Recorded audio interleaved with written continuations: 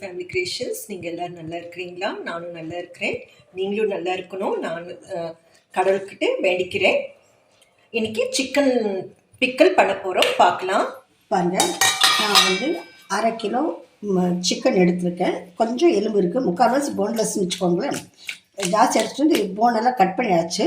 இந்த சிக்கன் வந்து முதலே வந்து கொஞ்சம் உப்பு நானும் போடுறேன்னு கொஞ்சம் போட்டிருக்கேன், 1/2 ஸ்பூனு போட்டு மஞ்சள் போட்டு கழுவின பிறகு மஞ்சள்லாம் போட்டு நல்லா பரட்டி வச்சுருக்கேன் ஊறட்டும் அப்படின்ட்டு. இப்போ நம்ம ஸ்டவ் பற்ற வச்சுக்கலாம். இப்போ இந்த சிக்கன் கொஞ்சம் எண்ணெய் ஊற்றணும், அது மறந்துட்டு சும்மா ஒரு 3 ஸ்பூன் ஊற்றிட்டா போதும்.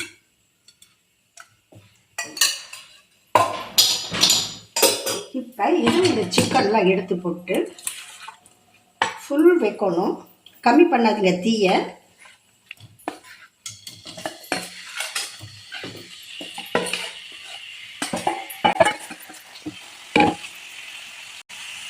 இது ஃபுல்லு வச்சு திருப்புங்க. ஒட்டிக்காமல் வரதான் எண்ணெய் ஊற்றுறது கொஞ்சம் 2 ஸ்பூனு.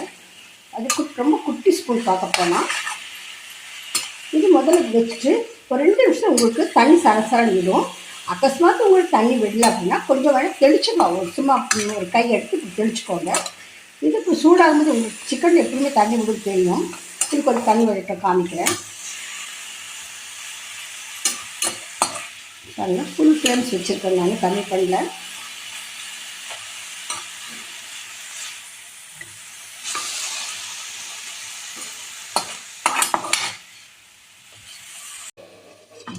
பாருங்கள், மூடி வச்சுருக்கேன். ஒரு 2 நிமிஷம் இருக்கட்டும், உங்களுக்கு தண்ணி விடும். பாருங்கள், தண்ணி சலசலம் விட்டுடுச்சு. இப்போ என்ன பண்ணலாம், மூடி எடுத்தாச்சு நான். இப்போ இது அந்த தண்ணி இருக்கு இல்லையா, தண்ணியிலேயே அது வேகட்டும். ஃப்ளேம் பூரா கம்மி பண்ணிவிட்டு அதுலேயே விட்டு அந்த தண்ணியெல்லாம் அப்படி சுண்டட்டும் சொல்கிறேன். அதுக்குள்ள உங்களுக்கு இன்க்ரீடியன்ஸ் எல்லாம் காமிச்சிடுறேன் நான். 1/2 கிலோ கறி, 1/2 கிலோ கறிக்கு இந்த அளவு பட்டை போதும். ஒரே ஒரு மராட்டி மக்கு, இது 2 ஸ்டாரு, லவங்கம் வந்து ஒரு 10 லவங்கம் எடுத்திருக்கேன். கொஞ்சம் என்ன சொல்லுவாங்க, கடல் பாசி கொஞ்சம். இது வந்து ஏலக்காய் வந்து ஒரு 6 எடுத்திருக்கேன். இது வந்து ஒரு 1/2 ஸ்பூன் எடுத்திருக்கேன். பார்க்க போனால் இதெல்லாம் வந்து லைட்டாக நான் வறுத்து வச்சுட்டேன், டைம் உங்களுக்கு காமிக்கும் போது லேட் ஆகக்கூடாதுன்ட்டு. அப்புறம் கடுகு வந்து 1 ஸ்பூனு, இதையும் வறுத்து வச்சுட்டேன். இது சீரகம், இதுவும் வறுத்து வச்சுட்டு பாருங்க. எந்த அளவு வறுத்து வச்சுருக்கேன்னு பாருங்கள். ரொம்ப தீராப்பில் வறுக்காதுங்க, ரொம்ப ஃப்ளேம் வந்து கம்மியில் வச்சு வறுத்து காமிக்கணும். ஏன்னா தீஞ்சிச்சுன்னா அது ருசியாக போயிடும். இது வந்து கசகசா. இப்போ அளவு வந்து இது சொல்லிட்டு உங்களுக்கு, இது வந்து 1 ஸ்பூன் சொன்னேன். 1 ஸ்பூன்னா 3/4 ஸ்பூன் இருக்கும். இது வந்து 25 கிராம், இது 25 கிராம். இது வந்து இது 25 கிராம் வச்சுக்கோங்க. உப்பும் இது கல்லுப்பு பொடி பண்ணி வச்சுருக்கேன்.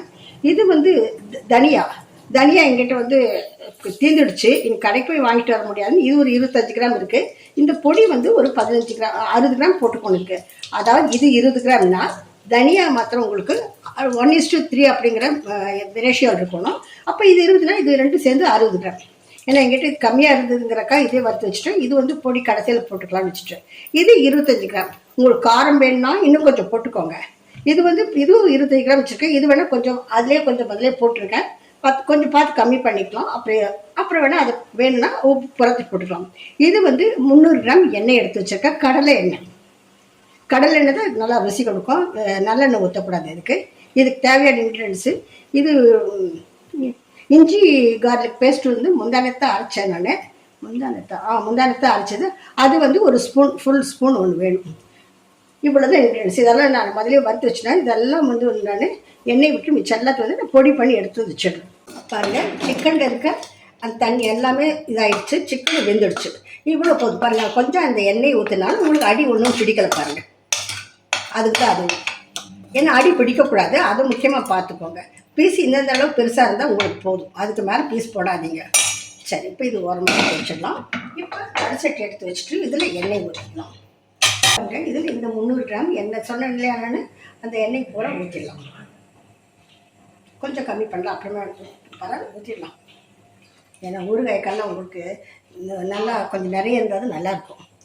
இந்த சிக்கன் ஊறுகாய் மாத்திரம் நீங்கள் செஞ்சு சாப்பிட்டு பாருங்கள், அப்புறம் பசங்க எல்லாம் யாரும் வேண்டாது, பொதுவாகவே சிக்கன் நம்மளுக்கெல்லாம் ரொம்ப பிடிக்கும்.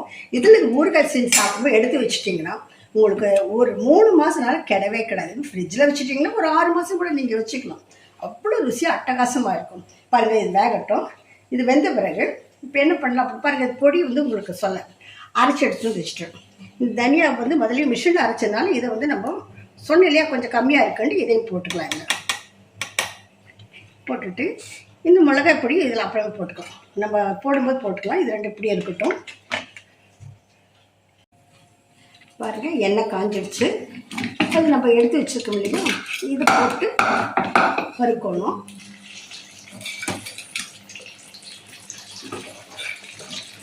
எல்லாத்தையும் போட்டு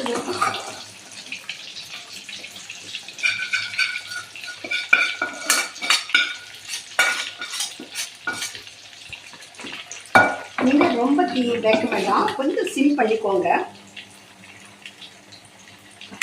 அப்போதான் உள்ள இருக்க கறி வேகும் உங்களுக்கு. அந்த மஞ்சள் போட்டனால கொஞ்சம் மஞ்சளாக வருது உங்களுக்கு எண்ணெய்.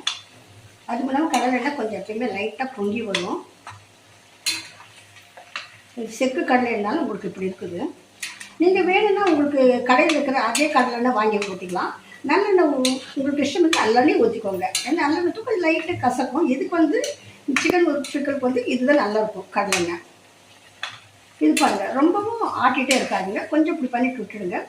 இது பாருங்கள், இப்போ போடும்போது இந்த அளவு நம்மளுக்கு இருந்தது இல்லையா, இது கொஞ்சம் லைட்டாக கலர் வரணும். ரொம்பவும் செஞ்சிட்டிங்கன்னா உங்களுக்கு சாப்பிடும்போது என்னாகும், வச்சுக்கணுக்கு ஒரு மாதிரி கெட்டியாக இருக்கும். இப்படி கெட்டி இல்லாமல் சாஃப்டாக இருக்கணும் இல்லையா, அதுக்காக லைட்டாக வறுத்தா போதும். இப்போ இந்த பொடி பாருங்கள், நல்லா குறண்டு அரைச்சிட்டு வந்துருக்கேன். ரொம்ப நைஸாக அரைக்கூடாது, இது போல் குறண்டு இருக்கும். நைஸாக அரைச்சிட்டா உங்களுக்கு ஒரு மாதிரி குழம்பாட்டம் இதாக போயிடும், வேண்டாம். அதுபோல் செய்யாதீங்க. வறுத்து அப்புறம் இதில் வந்து நீங்கள் கடுகு இப்படி வறுக்கிறீங்க இல்லையா, கடுகு போட்ட உடனே உங்களுக்கு படப்படப்படம் சவுண்டு வரும். அந்த சவுண்டு வரும்போது கடுகு எடுத்துடுங்க. அதே போல் வெந்தயம் லைட்டாக செய்யணும். கசகசா முதல்ல கொஞ்சம் லைட்டாக படப்படப்பட சவுண்டு வரும்போது எடுத்துருங்க. ஆனால் ரொம்ப வறுத்துட்டேன் அதனுடைய வாசனையும் போயிடும், ருசியும் உங்களுக்கு வித்தியாசம் வந்துடும். பாருங்கள், கறி இந்த அளவு உங்களுக்கு இது ஃப்ரை பண்ணால் போதும். ஜாஸ்தி பண்ணிங்கன்னா உங்களுக்கு அப்புறம் சாப்பிடும்போது கஷ்டமாக இருக்கும். உங்களுக்கு கெட்டியாக இருக்குன்னா பசங்களாம் சாப்பிட கஷ்டப்படுவாங்க. உள்ள கறி வெந்திருக்கணும். முதல்ல நம்ம வேக வச்சிருக்க முடியும். அதனால அந்த தண்ணியெல்லாம் போகிற அளவு இதில் நம்ம எண்ணெயில் போட்டு எடுத்தால் போதும்.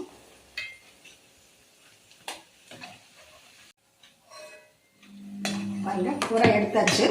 இப்போ இதில் என்ன பண்ணலாம், நம்ம அரைச்சி வச்சுருக்க இல்லையா பூண்டு பேஸ்ட்டு 1 ஸ்பூன் நல்லா பாருங்கள் இவ்வளவு போட்டுக்கோங்க.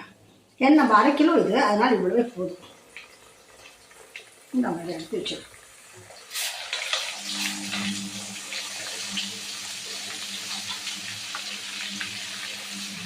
இது உங்களுக்கு இதுவும் பச்சை வாசனை போகிறாப்புல வரும்போது, பச்சை வாசனை போகலை அப்படின்னா உங்களுக்கு ஊறுகாய் சாப்பிடும்போது கொஞ்சம் வாயில் ஒரு மாதிரி இருக்கும்.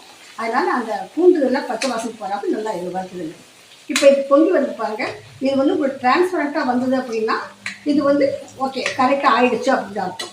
பச்சை வாசனை எல்லாம் போயிடுச்சுன்னு அர்த்தம். 2 நிமிஷம் இருந்ததுன்னா போதும் உங்களுக்கு. பாருங்கள், இந்த அளவு வந்ததுன்னா உங்களுக்கு போதும், பச்சை வாசனை போயிடுச்சு. இப்போ இது ஆஃப் பண்ணிடலாம். ஸ்டவ் ஆஃப் பண்ணிட்டு இது லைட்டாக உங்களுக்கு ஆறின பிறகு பாருங்கள், எலுமிச்சம்பழம் எடுத்து வச்சுருக்கேன். இது எலுமிச்சம்பழம் வந்து ஒரு 3 பழம் போட்டுக்கோங்க. ஜூஸ் இல்லாத பழம்னா 3, நிறைய ஜூஸ் இருந்து நல்லா இவ்வளோ பெரிய பழமாக இருந்ததுன்னா 2 பழம் போதும் உங்களுக்கு. பாருங்கள், இவ்வளோ பெரிய எலுமிச்சம்பழம் இருந்தால் 2 பூ ஊற்றுங்க போதும். பாருங்கள், இப்போ இதை வந்து சூடுலேயே பிடிக்கும். உங்களுக்கு இப்படி செஞ்சீங்கன்னா உங்களுக்கு அந்த புளிப்பு ஜாஸ்தியும் இருக்காது, கெட்டு போகிற கூட சான்ஸ் இல்லாமல் நல்லா இருக்கும் உங்களுக்கு. இப்போ இது கொஞ்சம் அப்படியே ஆறட்டும். இது கூட நம்ம என்ன பண்ணலாம்னா, இந்த பொடி இருக்கு இல்லையா, இந்த பொடி எதுலேயும் செஞ்சுக்கலாம், அதில் செஞ்சுக்கலாமாம்மா. அந்த பெண் அதிலே போட்டு வடச்சட்டி கொஞ்சம் வசதியாக கலக்கணும். இது அப்படியே இருக்கட்டும். பாருங்கள், இந்த பொடி பூரா போடுறேன் உங்களுக்கு.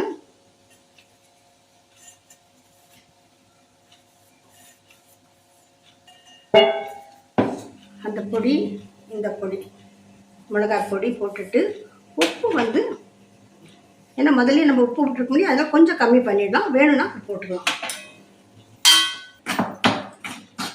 இதெல்லாம் அப்படி மிக்ஸ் பண்ணிக்கோங்க முதல்ல.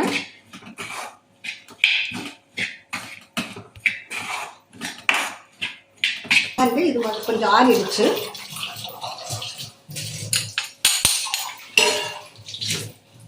பாருங்க இந்த எண்ணெய் கொஞ்சம் ஆறிடுச்சு.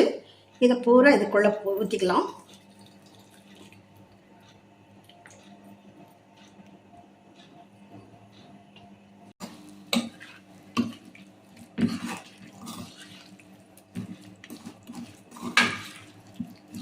அந்த எண்ணெய் கொஞ்சம் எடுமா, அது கொஞ்சம் வச்சிருக்கோம்ல, அதை கொஞ்சம் ஊற்றிடலாம். ஊற்று 2 ஸ்பூன் போதும் போதும்.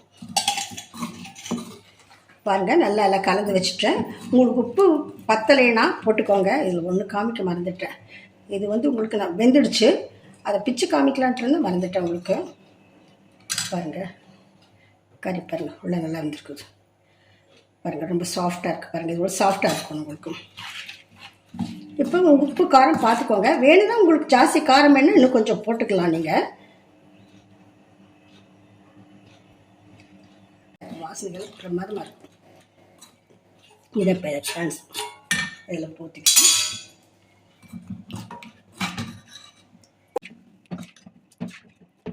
வச்சுப்பாங்க எல்லாம் மிக்ஸ் பண்ணி வச்சாச்சு. இனி இதை நீங்கள் என்ன பண்ணுங்கள், அப்படியே மூடி போட்டு வச்சுடுங்க. மூடி போட்டு வச்சுட்டு 2 நாள் கழித்து வரதை நீங்கள் எடுத்து சாப்பிடுவோம். அப்போ தான் இந்த ஊறுகாயோடைய ருசி நல்லாயிருக்கும். வச்சுட்டு அது சொன்னேன் 6 மாதம் கூட வச்சுக்கலாம். நீங்கள் வச்சுக்கிற இதில் இருக்குது. வெளியே வச்சிங்கன்னா ஒரு 4 மாதம், ஃப்ரிட்ஜில் வச்சிங்கன்னா 6 மாதம் வச்சிடலாம். 2 நாள் கழித்து உங்களுக்கு நான் எடுத்து காமிக்கிறேன். பாருங்கள் 2 நாள் ஆயிடுச்சு. எப்படி ஆயிடுச்சு பாருங்கள். பார்த்தீங்களா எப்படி சிக்கன் நல்லா இருக்குதுன்ட்டு. நீங்கள் இதை இதுபோல் செஞ்சு நான் சொன்னால் அப்படி ஸ்டெப் பை ஸ்டெப்பாக செய்யுங்க, செஞ்சு சாப்பிடுங்க.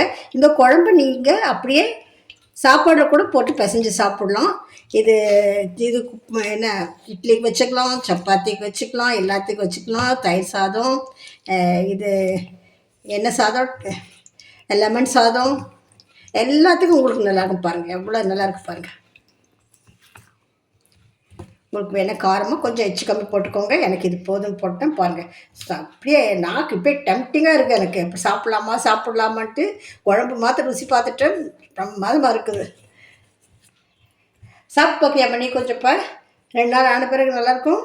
நம்ம டேஸ்ட் பார்க்கலாமா குட்டி? இப்பயும் போராத்த சாப்பிடாத, எடுத்து வை. தினம் கொஞ்சம் கொஞ்சம் சாப்பிடுங்க. நம்மளுக்கு இல்லாமல் என்னம்மா? ஃபஸ்ட்டு நம்ம தான் சாப்பிடணும் என்ன குட்டி? எப்படி இருக்கு ருசி?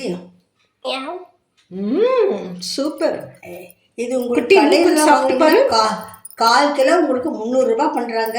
அப்புறம் உங்களுக்கு வரதுக்கு கொரியர் சார்ஜ் எல்லாம் போய் 400-450 ரூபாய் ஆகிடும் உங்களுக்கு. நீங்கள் வீட்டில் செஞ்சீங்கன்னா சீப்பாக போகும், நல்லா இஷ்டமாக சாப்பிட்லாம். ஓகே, தேங்க்யூ ஃபார் வாட்சிங். Take care. நீங்கள் லைக் பண்ணுங்கள், சப்ஸ்கிரைப் பண்ணுங்கள், கமெண்ட்ஸும் சொல்லுங்கள், எப்படி இருக்கு சொல்லுங்கள். அப்போ தான் எங்களுக்கு தெரியும்.